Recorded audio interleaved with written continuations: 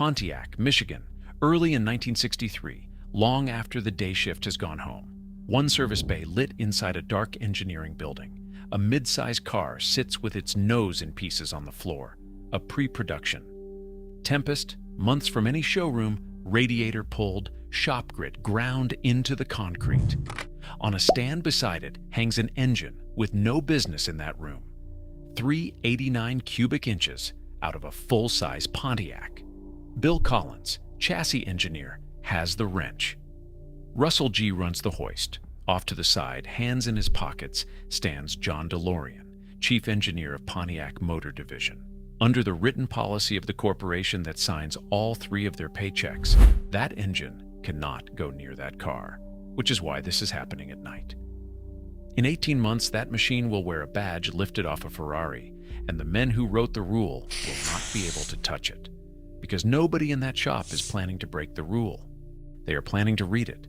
This is the story of how one division turned its own company's rulebook into a weapon.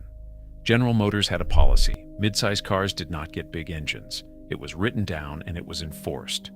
Pontiac did not fight it and did not appeal it. Here's the part everything else turns on. The GTO never beat that rule. It obeyed the rule exactly, word for word, and the obedience was the loophole. Start with where Pontiac actually stood, because the performance division, you remember, is something the GTO created. Through the early 1950s, Pontiac built cars for careful people, the sort a school teacher with grandchildren bought. Then General Motors handed the division to Seaman Knudsen, who everybody called Bunky, and Knudsen went hunting for men under 30. He widened the track until the cars looked planted and mean, and he put factory money into stock car and drag racing. By 1962, Pontiac was the third best-selling nameplate in America, on an image built at the drag strip, which is why January of 1963 landed the way it did. That month, General Motors reached down through every division and shut factory racing off, and Pontiac was left with a youth image and nowhere to prove it. A second set of rules ran quieter and deeper. For 1964, every General Motors car division, except Cadillac, received a new mid-size platform. Chevrolet got the Chevelle, Buick the Skylark, Pontiac the Tempest, with the nicer trim level called the LeMans. Under corporate policy, none of them could carry an engine larger than 330 cubic inches. The reasoning was not stupid. General Motors was enormous and profitable and permanently nervous about regulators in Washington, deciding it was too enormous and too profitable. A horsepower race among its own divisions invited exactly the attention nobody upstairs wanted. Underneath the policy sat a commercial belief, and that belief is where the dismissal comes from. Nobody at General Motors thought a market existed for a fast midsize car. The notion that a 19-year-old would order a brand new intermediate with a giant engine in it was not a business plan.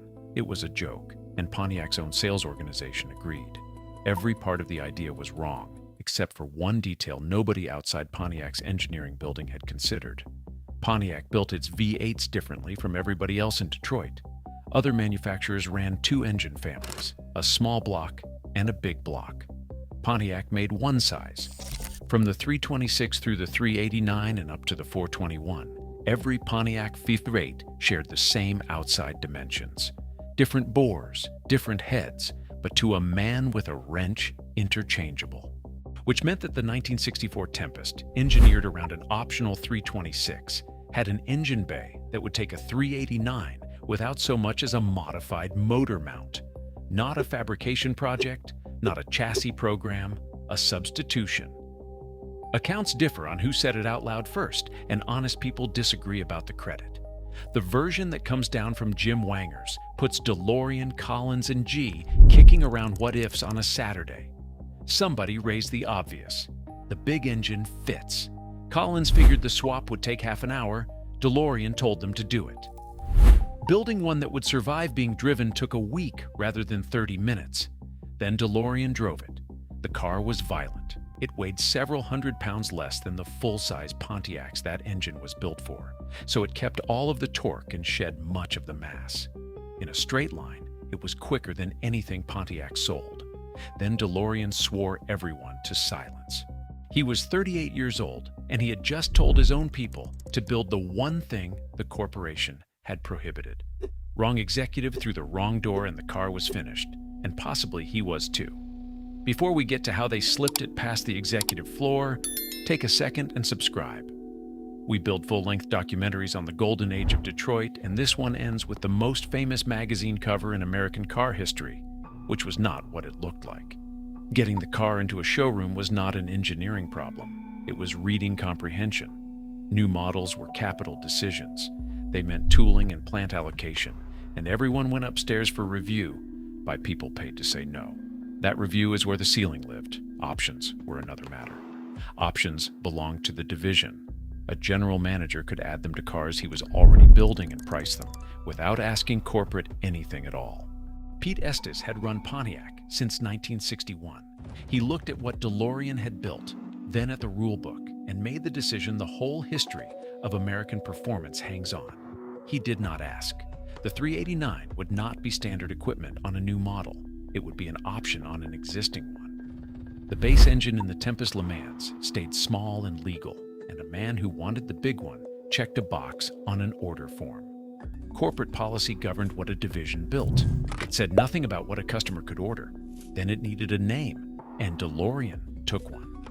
Ferrari's 250 GTO had been built for the International Grand Touring class in 1962, and within a year, it was the most feared racing machine on Earth. The letters stood for Gran Turismo Homologado, Grand Touring Homologated, certified for competition, legal to race. Plenty of people told DeLorean it was arrogant. He did it anyway. Hold on to that word, homologated. There is a joke buried in it. Pontiac's general sales manager was harder to move. Frank Bridge had built a career on knowing what dealers could actually retail, and he saw a stripped-down coupe with too much engine and a sticker uncomfortably close to a full-size Pontiac. Estes worked on him until he agreed to a build of 5,000 cars, and Bridge was gloomy about even that. 5,000. Remember the number. What those buyers got for $295.90 was close to absurd. The LeMans gave up its small V8 and took the 389, rated at 325 horsepower, along with dual exhausts, stiffer springs, and a Hurst shifter bolted in on the assembly line. Tri-Power, the 3-carburetor setup everybody remembers, cost another $115.78 and lifted the rating to 348. Every horsepower figure here is SAE gross, measured on a stand with no accessories and no exhaust.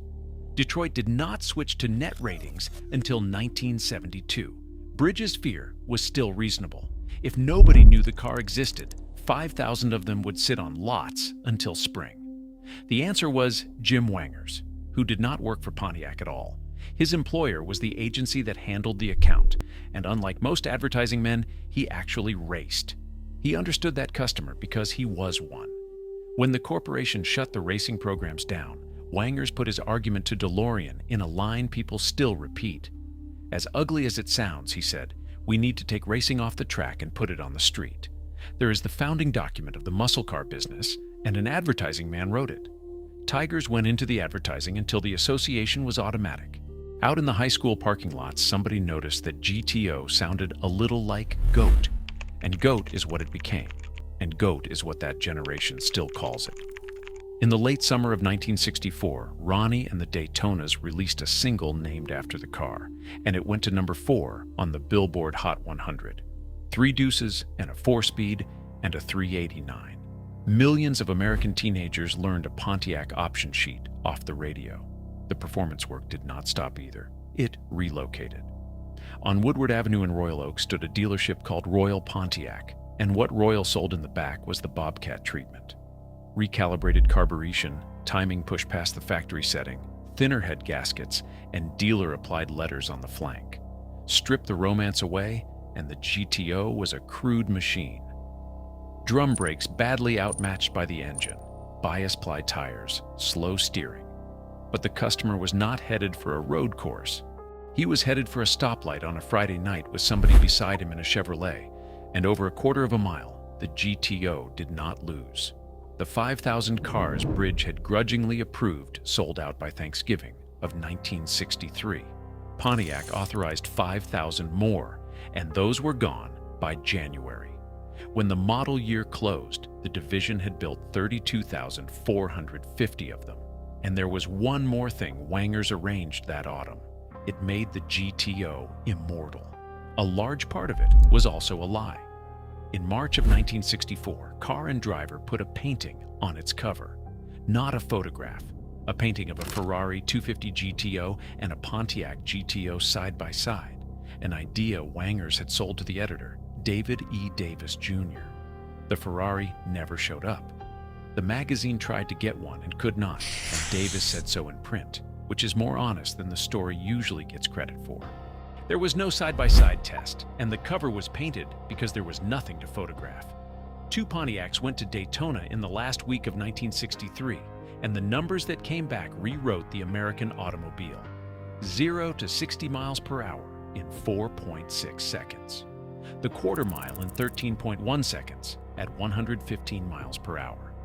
Out of a family car with a bench seat and a radio, those figures were unheard of. The fastest car in America was suddenly within reach of a factory job and a payment book. The numbers were not real. Both cars had been through Royal for the Bobcat treatment, and the magazine said so. What was not disclosed sat under the hood of the red one. Wangers kept it for 34 years. Then, in his 1998 memoir Glory Days, he admitted installing a 421 high-output tri-power engine in the red test car, not a 389.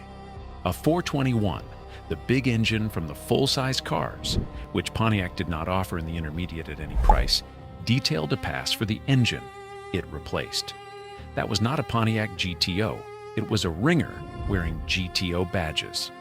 This is where the story gets stretched. You will read accounts claiming those cars carried full Super Duty racing engines. That goes past what Wangers confessed to.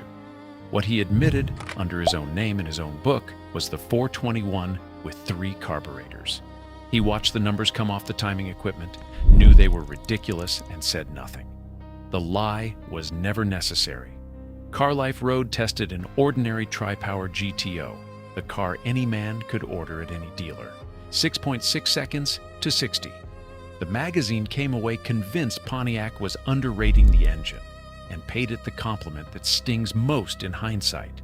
Honest in appearance and honest in performance. Pontiac cheated in a fight it was already winning.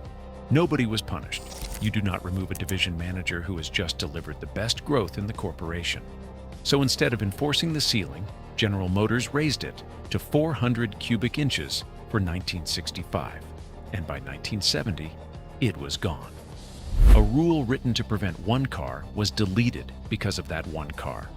Oldsmobile answered with the 442, Buick with the Grand Sport, Chevrolet with a big-engine Chevelle. Ford came with the Fairlane GT, and Chrysler did it best of all with the GTX and the Roadrunner. Within 4 years, every manufacturer in the country sold a mid-size car with an oversized engine. In 1966, General Motors let the thing be what it already was, and the GTO became a model in its own right. That year, Pontiac built 96,946 of them.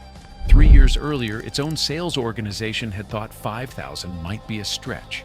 Then the underwriters did their arithmetic. The muscle car did not die of emissions rules. It died of insurance. Once the companies worked out what a 21-year-old in a 400 cubic inch intermediate was worth as a claim, the surcharges landed on exactly the customer the business was built around. He could still afford the payment. He could not afford to insure it. The fall was steep. By 1971, the GTO was under 11,000 cars. For 1974, the badge went onto a compact Ventura, making 200 net horsepower, and was canceled. 10 years beginning to end, and the GTO was first in and last out. Now the joke buried in the name. Under the rules of the day, a manufacturer had to build 100 examples to get a car certified for the Grand Touring class. Ferrari built 36 and got certified anyway by calling the car a continuation of an existing model because it was Ferrari. Pontiac did not steal Ferrari's name. Pontiac inherited Ferrari's method. General Motors wrote a rule to keep big engines out of mid-size cars. A handful of men at Pontiac read it more carefully than the men who wrote it, obeyed every word, and drove a legend through the gap. It was never approved. It was ordered, $295.90 at a time, by Americans who were not asking permission either. So tell me, was the GTO the first or only the first one Detroit figured out how to sell? Plenty of you will say Mopar finished what Pontiac started, and there are Ford men who never conceded an inch. And tell me what you had. The Goat, the Chevelle, the Roadrunner, whatever sat in the driveway the summer you were 17 and gas was 30 cents.